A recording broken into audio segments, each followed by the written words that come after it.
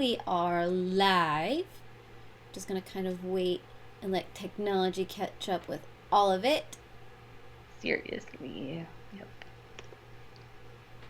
That awkward moment where everyone's just sitting and staring at the screen. Mm-hmm. Yeah, there we are. Perfect. Oops, that's the wrong keyboard. Okay, here we go. Share this all out so everybody knows we're being crazy.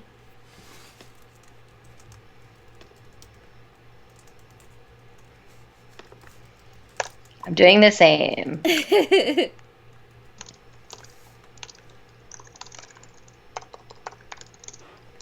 Done. And Perfect. done. I guess we've got a couple people watching. I think most of it is, us, but that's Yeah, right? we're cool like that. Okay. So we are here to talk about this book, Sherwood, by Meagan Spooner. And this is a Robin Hood retelling in which Robin of Locksley has gone off to war and Maid Marian is left dealing with everything at home. That's the brief synopsis. So, of course, Yes. I am going to first shoot it at you, Shae, because I think you have some thoughts that you want to get out. Well, yeah. So, firstly, in this book, Robin is dead, and Maid Marian is left behind with Locksley land. She was his lady, all of those kinds of things that we know of the original Robin Hood tale. What they do here is they put a spin on it where Maid Marian is the one who steps into Robin's shoes. And that wasn't the kind of story I thought we were going to get, so this is a personal thing.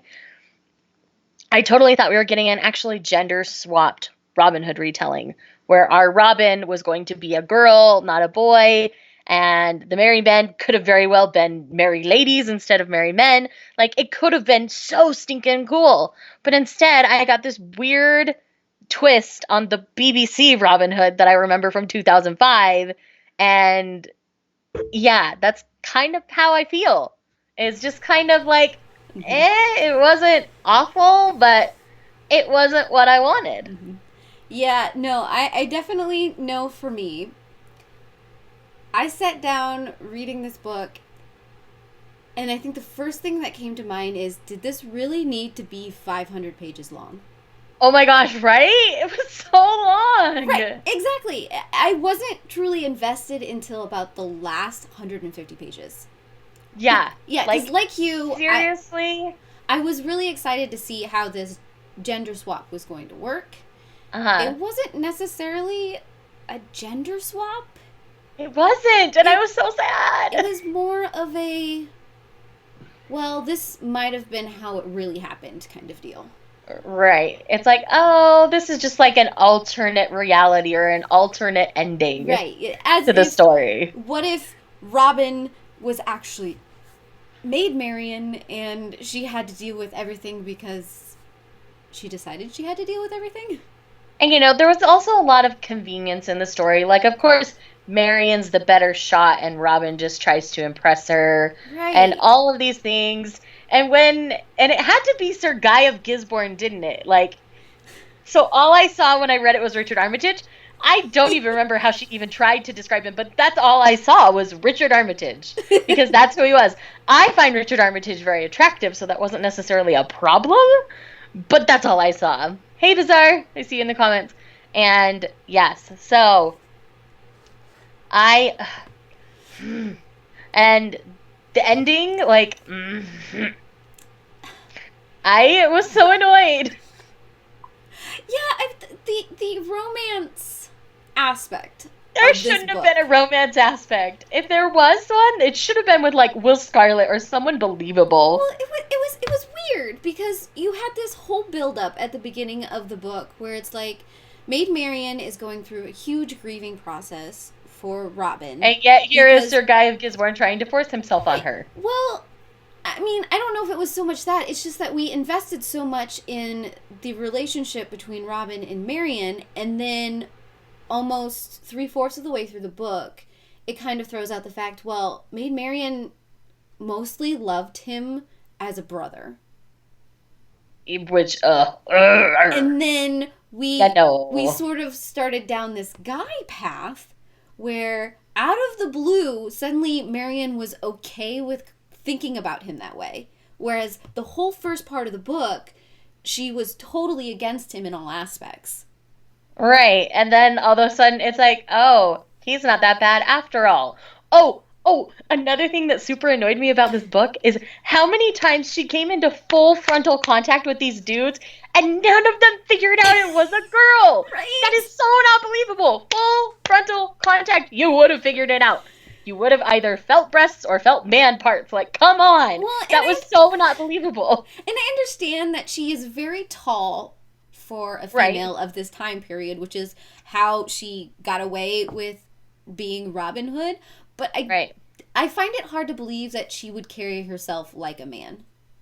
Exactly. And so there were some aspects there that I'm... Too much of that was just convenient for plot's sake. Yeah. Yeah. It fell into that YA trope of convenience a lot. Mm-hmm. And that was one of my biggest struggles with it. I mean, I sound like I'm really hating on this book, but I gave it like 3 stars. Like... it's fine if that's what you're looking for, but it's just not what I wanted. Right, and I'm sitting about at like a 3.5 simply because I did really like the writing. It was... Megan Spooner's writing is great. It makes me want to go back and pick up Hunted by her. Oh, yeah. Well, like, that's one I haven't gotten to yet, and that's one that I want to pick up now. Yeah, because I basically read this whole story within like a 24-hour period, so it's not a hard read at all. No, it's not a hard read. I kept being annoyed that it wasn't what I wanted, so I kept putting it back down. Oh, I mean, I can see where she was going with it. And I think if it wasn't nearly as long as it was, and some of the build-up happened a little bit differently, if you started getting clues about where she wanted to take the romance earlier in the story, it wouldn't have felt like such a very forced shift. Hey, Lindsay. Hi, Lindsay. I guess Bazaar is here, too. You said that earlier, didn't you? I'm like, I'm going to try to chat. We're trying to get out all our initial... I know how to do this live stream. I swear. But yeah, no, if things were laid out in a more believable fashion, I probably would have liked the romance a little bit more because... I agree. As I've had time to think about it and how how she was trying to weave the actual Robin Hood mythology into everything that happened when, let's say, Guy decided to step up and say, hey, I'm actually Robin Hood to save Marian, and all of that, and how all of that started weaving together on the myth behind Robin Hood. I liked that part. Right, me too. But it didn't feel believable. Right. And it really didn't because of all of this hate of Robin Hood and stuff, and the whole way she tried to play with enemies to lovers didn't work for me. It was not plausible. She didn't... You can have an enemies to lovers that's done really well, but it can't truly be hate from the beginning. Like, there just has to be this, I can't be with this person, so I have to be mean to them kind of situation. Right. And that's not what was going on here. Because typically, it's like family or things keeping them apart, and that's what makes them enemies and things like that. Mm-hmm. But truly, this was her enemy, like, until he figured out she was Robin. Like, they were enemies until that point. But romantic feelings got in the way before he figured that out, and it doesn't work that way. There was no structure for understanding. Exactly. I think that's why it didn't quite work. Yeah, that's a much more articulate way of putting things instead of me just grunting and griping. Nah, I do it too. It's fine. You said all the words, and then I just condensed it. Yeah. Reader's Digest version. I'm the word vomit, your Reader's Digest. That's how we work. I did want to mention Elena. I thought she was such a good character. Yes. She was like the best part of this book. Mm-hmm. We seem to be having this theme of really liking those side characters right now. Yeah, seriously, like the last couple of books, like we've really enjoyed not our main focus people, but it's the people on the side. Mm-hmm. Yeah, because I felt like Elena took that. For the time period, she built out female empowerment better than Marion did. Mm-hmm. Because Marion had a very much a 21st century mindset. Whereas Elena was, this is my role in life, but I'm going to be strong, and there's these little pieces, these little pokes that I can do. Does that make sense? Yes, it does very much. Like, she did a better job at, like, putting that, like, women's rights and women deserve as much as the men in the forefront than Marion did, because Marion was still acting like a lady and hiding in the dark, where Elena really kind of wasn't. Most people knew what she was up to. They just let her get away with it. Mm-hmm. She wasn't afraid to be who she was. No. She was unashamedly herself, and those are my favorite kind of characters. Right. Well, I think because I spent so much of my life like hiding who I really was from everybody, and then when I got to a point where it's like that doesn't matter anymore, I'm just gonna be myself, and whoever likes me, that's fine. Mm-hmm. I relate to the characters who are always kind of just themselves. And they're always the ones that you end up rooting for. Exactly. Because they're not holding back in some like really bizarre way that you're like, but you know in 50 pages you're going to be doing exactly that anyways. Exactly.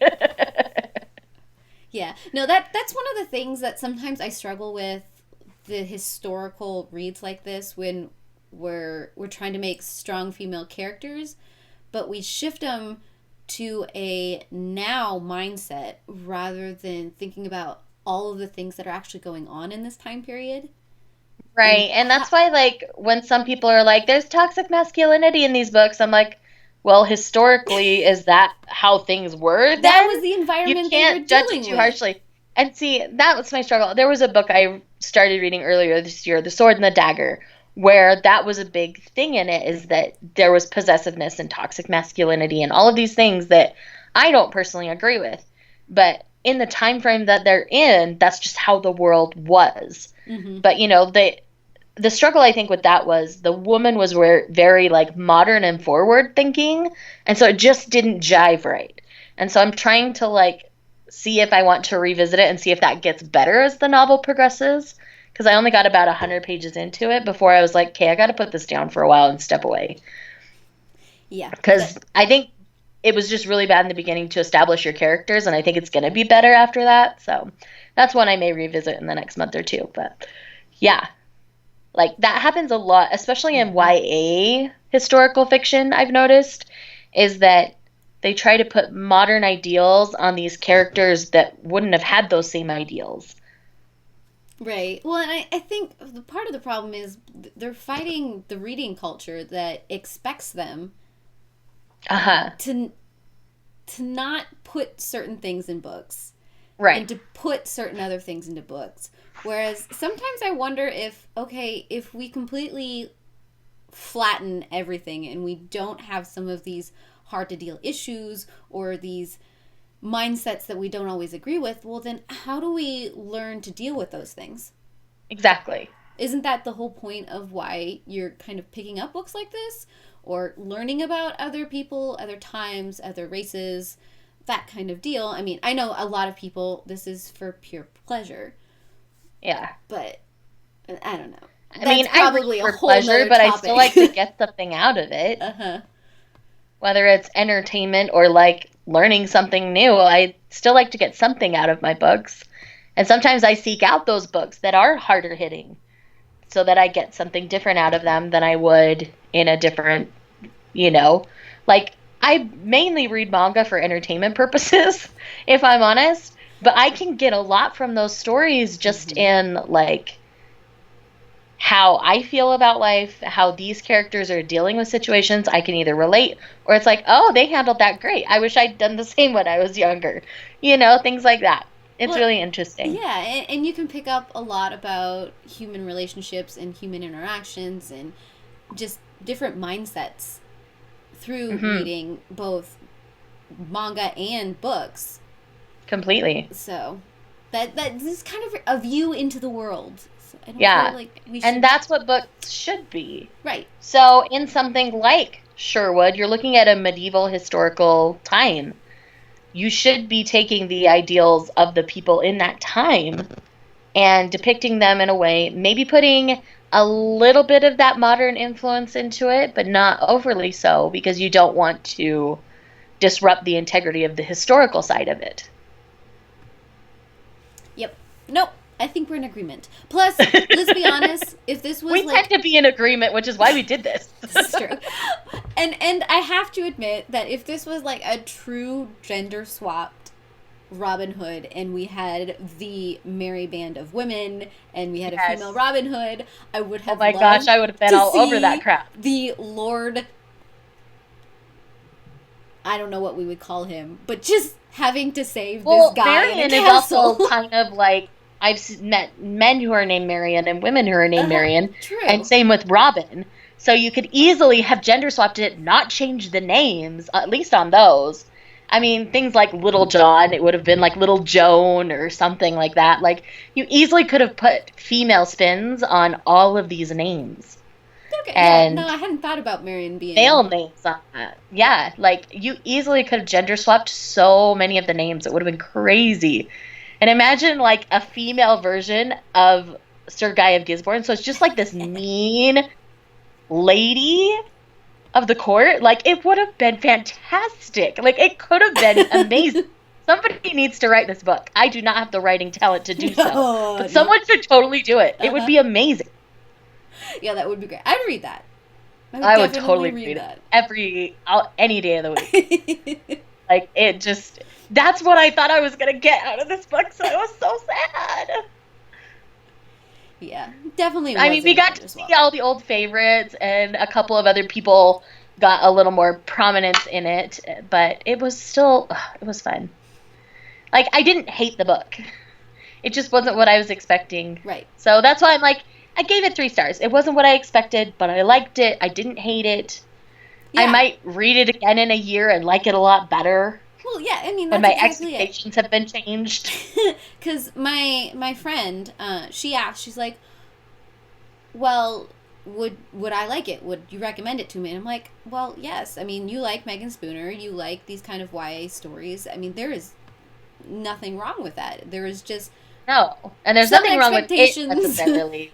There's a few little things that could have been done better, but they weren't necessarily done like the worst. And maybe cut out maybe about that much of it. See, we're having like the opposite problem that we had with The Cold as Inner Bones. With The Cold as Inner Bones, we needed more to flesh out the story. And then in this one, we have too much. It needed a little bit more of an editor to it. Mm-hmm. So it's one of those things where it's like, we can't find the happy medium.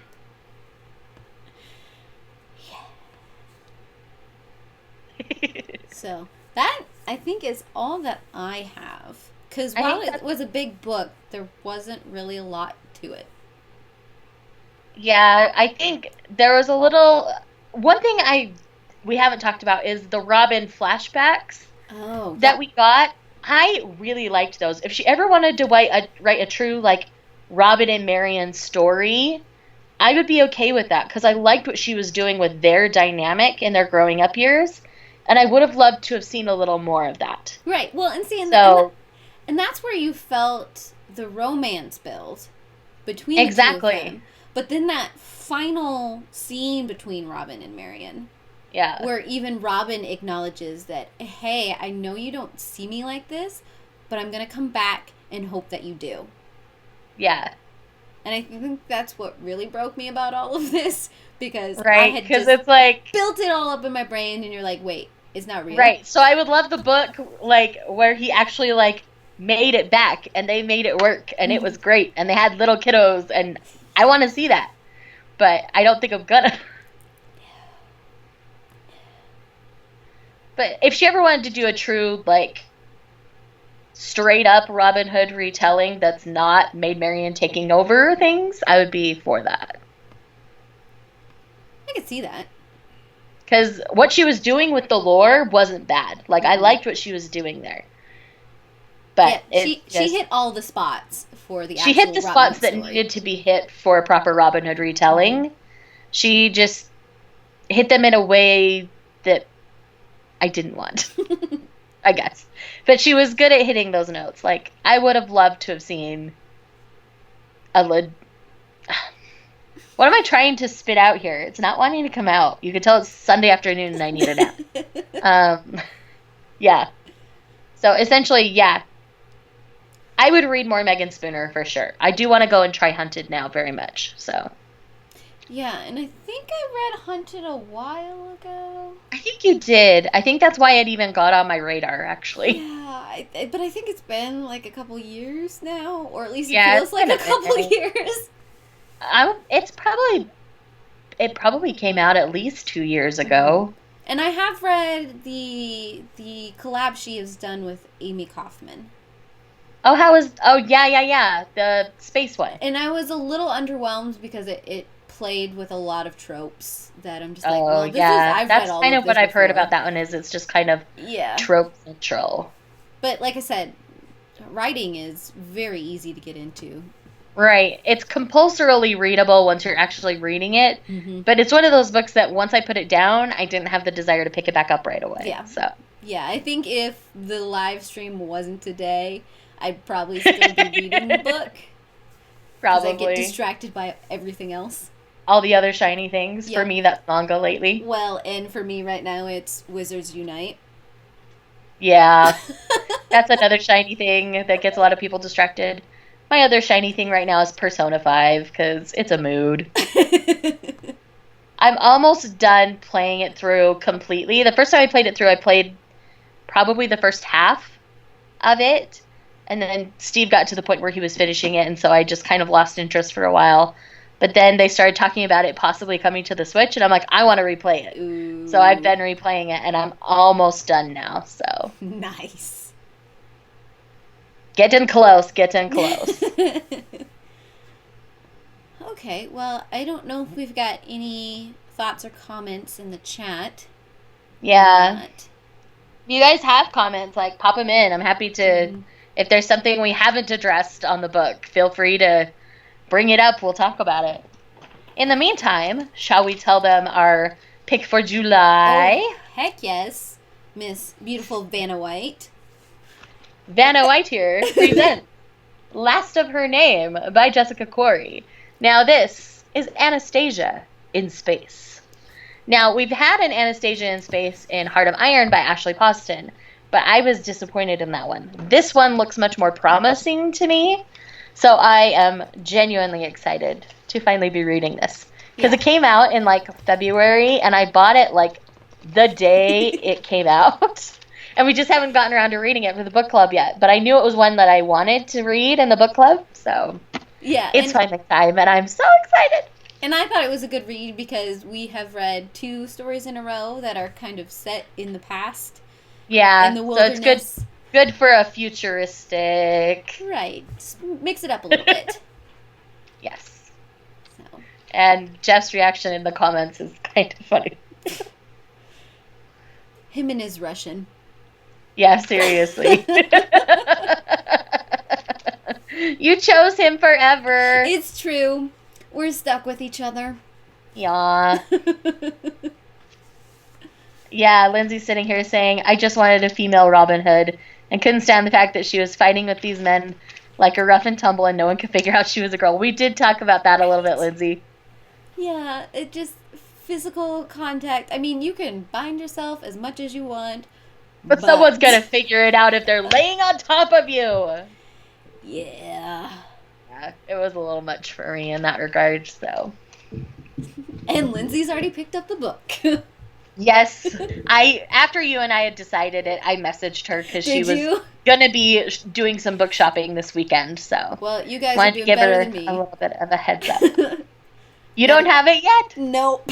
I do not. Sadness. Well, next... It's so pretty, I couldn't help myself. Well, and tomorrow is a new month, so the budget resets. Ah, so there we go.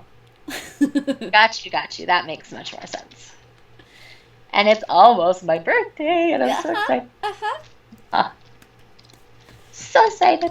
I'm actually going to be doing a giveaway for my birthday, so I'm really excited. Ooh. That'll be coming up in the next week or two. I've actually partnered with one company. I'm hoping to partner with another because I'll have a bookish giveaway and a manga giveaway. So nice. It's going to be awesome. That I'm so excited. Super exciting. Yeah. Look at you being all official. I'm trying to be. So I think there's going to be like a Shae Geeks Out manga starter pack. So I took one book from each manga demographic that I like for that. And then I'm hoping to do a bookish related one as well. So I'm excited. Okay, so everybody who is watching this and who isn't subscribed to Shae needs to go and subscribe to Shae. So you can get all the free things.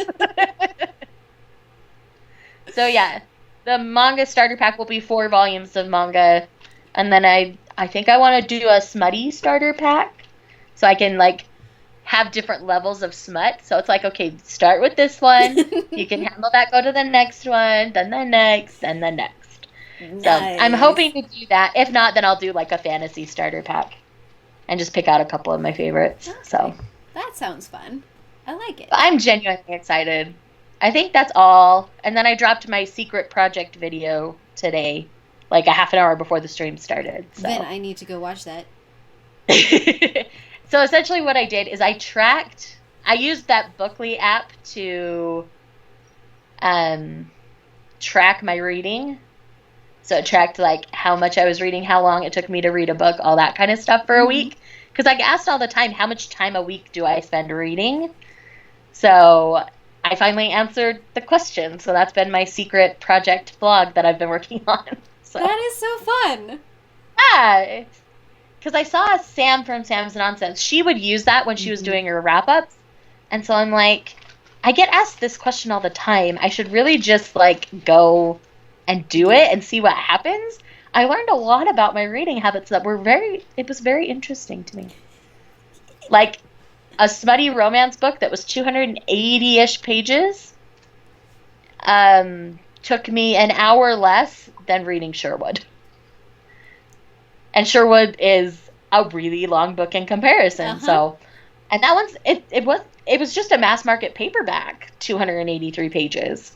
But it still took me over 4 hours to read that one, almost 4.5. And then it took me 5.5 to read Sherwood. So. Yeah. It says something about the investment level that you end up getting into those stories. I think so. It's really interesting because I noticed that with manga volumes too. Because my range on how long it takes me to read a volume of manga was really different. So it's really interesting. Go check out the video. I won't want to spoil everything for you. Okay, I will do that. But yeah, it was just really an interesting thing. I thought it was great. I like it. So I hope other people do similar things. I blame it all on Kayla from over at Books and Lala. She keeps doing all these different and amazing things. Oh my gosh, and so I needed to do something like different. And so this is something that I hadn't really seen anybody do in like a vlog style. You know, I've seen, it's mainly just been Sam that I've seen use that app, like other than when they were first launching. Like some people like did sponsored stuff with them, but no one's really talked about it besides her since then. So I'm like, you know, I'm going to put this out there and see what happens. And it's going to be an adventure. I like it. So yeah. Okay. Anyways, I'm hoping to do a little bit more of that kind of creative stuff. Because that was really fun to kind of have this secret project that I was working on that nobody knew about. That you could like drop little I'm hints working on about. a secret project. So yeah, it's been fun. I mean, a lot of my content is pretty basic these days, but I still really enjoy what I'm doing.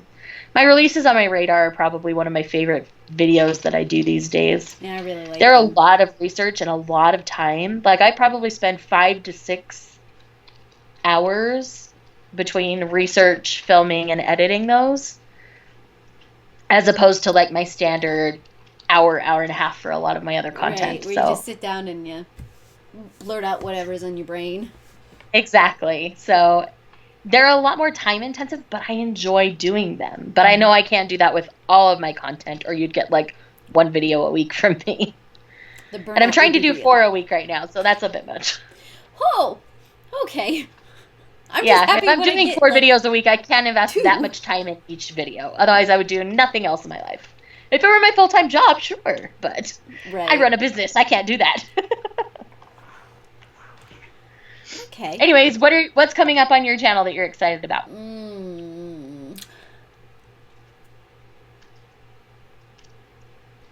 I don't really have anything right now. Because we need to get you a secret project. That's right. what we need. And it's one of those things. It's like I just came back from my family reunion up in the mountains. Right, you had your trip. Right, and so now I'm like, okay, now I can like really start thinking about if there's like any big projects that I want to do, and I don't know if I really have any that I'm planning besides my standard wrap ups and live shows that I always do.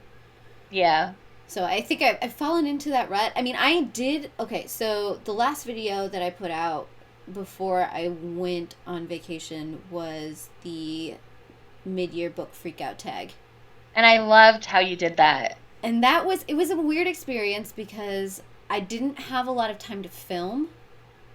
Uh-huh. So I'm like, I need to just take like 5 seconds to film. Well, something. you have to do the 3 little words tag that I tagged you in. You have to do that one at least. Okay. Well, because that's like a shout out style tag. So that's why I like that. I really, really like that. Mm-hmm. But I ended up taking so much time actually editing it. So all of the work was on the back end rather than the front end. Right, which is the way interesting, it turned out. So I don't know. But you're that creative person where you can get really creative with how you edit it together. Mm-hmm. And so that makes you really excited. Yeah, I like playing with graphics and things like that. Yes, you do. I mean, you designed my graphics. Let's be real here. So yeah.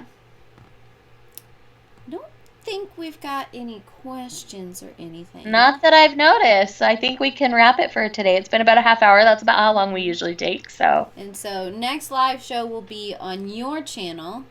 The last Sunday of July. Let's look at that day real fast.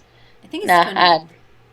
I could do Mondays, but I assume no one else can. It's the 28th. Okay. That's what I was thinking, because I'm like, if Monday is 1, that means all of the Sundays are going to be divisible by 7. Yes. So the 28th, Math. same time, my channel. It'll be good. Maybe we'll have a little birthday party. Who knows? I will be wearing a birthday hat in honor. Yay, birthday hats. We should have done that for yours. For your birthday month. Because that'll actually be the week of my birthday, because my birthday's August 1st. So that'll be birthday week. Well then, yes, there will be balloons and party hats. Balloons Possibly and party some, hats. like, poppers. I don't know what that gesture was.